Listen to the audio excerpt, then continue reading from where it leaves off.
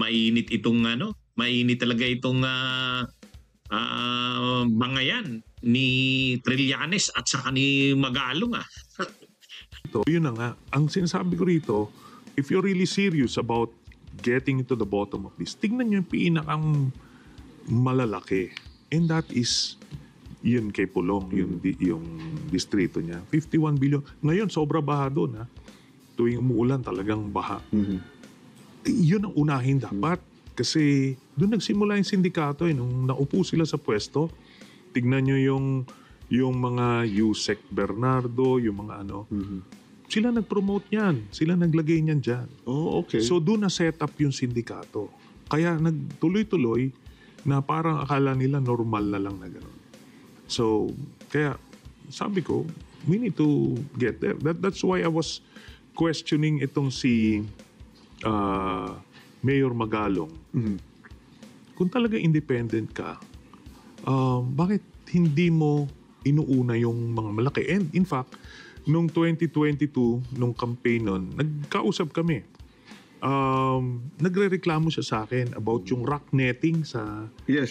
Oo. Sinasabi niya, dyan, 10% lang yung ginagastos. Tapos yung budget, yung 90% nakukuha na nila. 36 billion yan, sabi niya sa akin. Ito, in-identify niya kung sino-sino yung mga behind it. Pero mga konektado sa Duterte administration. Kaya nagtataka ako, why are you crusading about it now when you know about it nung panahon pa ni Duterte? Di ba? Oh, okay. Ba't hindi ka nagsasalita noon? Ano ba to? Ngayon lang sumulpot? Alam ko Selective hindi. memory. Yun. Tapos up to now, hindi niya sinasabi kung sino yung nung pumunta sila sa Davao, hindi sila pumunta sa Davao City, sa Davao Occidental pa. So kumbaga, sabi ko, you cannot be independent kung Duterte supporter ka. Mukhang tama si Trillanes Mukhang tama si Trillanes sa sinabi tungkol kay Magalong. Sabi ni Trillanes, mahirap itong si Magalong. Kasi parang ito parang Trojan horse ng Duterte.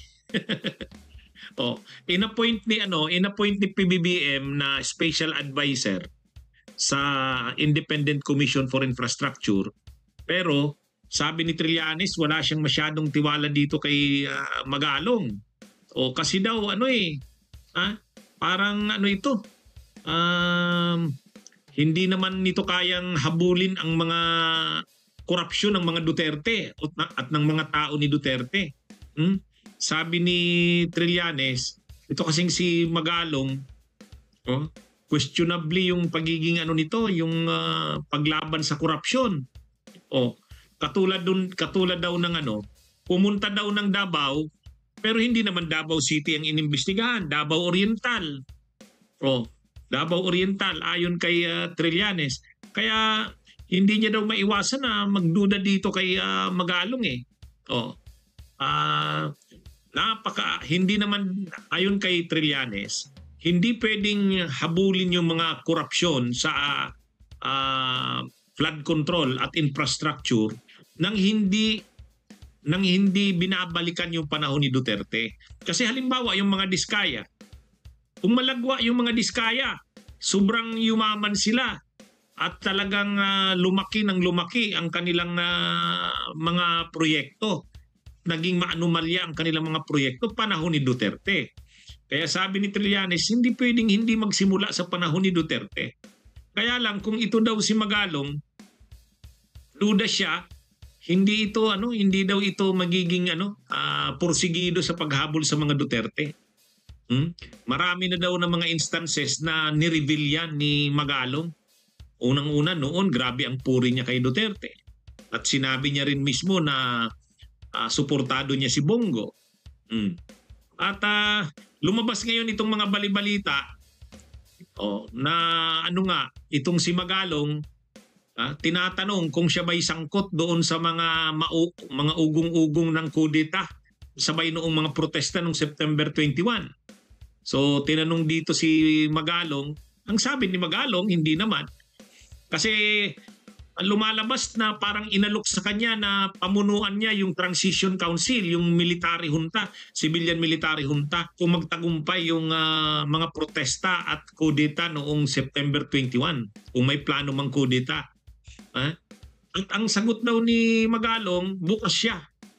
Nakarating daw ito sa Malacanang. Nakarating sa Malacanang, kaya pinapaimbestigahan si Magalong. Pinapaimbestigahan kung dapat pa ba siyang manatili doon sa Independent Commission for Infrastructure. Pero nang nag-press con si Yusek Claire Castro, binanggit nga ito, pero hindi naman ito yung isyong brinot up ni Yusek Claire Castro. Ang sabi ni Claire Castro, hindi pinapaimbestigahan kung conflict nga ba. Yung conflict, may conflict ba yung investigasyon na ginagawa ni Magalong at saka yung pagiging mayor niya, baka mapabayaan yung pagiging mayor. Pero hindi nagustuhan yun ni Magalong. Kaya nag-resign na siya. Pero ayon sa mga usap-usapan, nalaman na raw kasi ng Malacanang na nung kinausap si Magalong, naging bukas ito sa idea na mamuno doon sa Transition Council ng Civilian Military Junta. Kaya lumabas yung ganong mga sinabi ni Yusek Claire Castro na iimbestigahan si Magalong kung hindi ba conflict of interest yon, yung kanyang pagiging special advisor at pagiging mayor.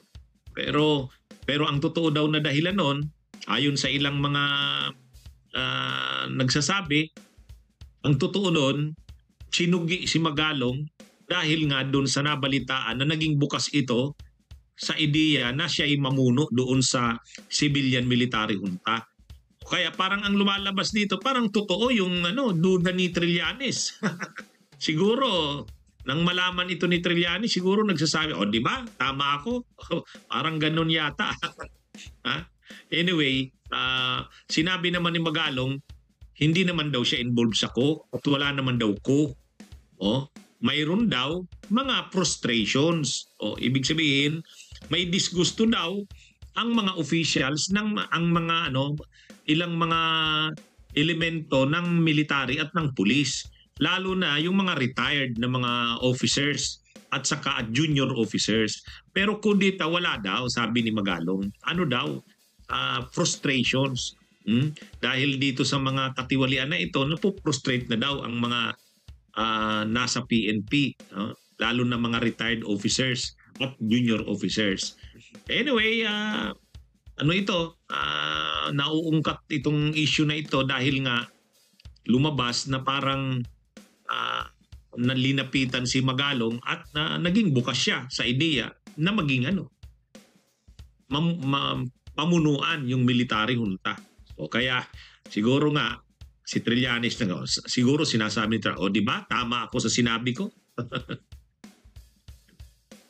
Bunyog, bunyog, halikan na kasama ka.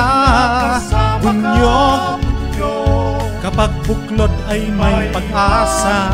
Luzon, Visayas, Mindanao, isa ang pananaw. Sa bagong Pilipinas ang bunyog isisigaw. Bunyog, bunyog.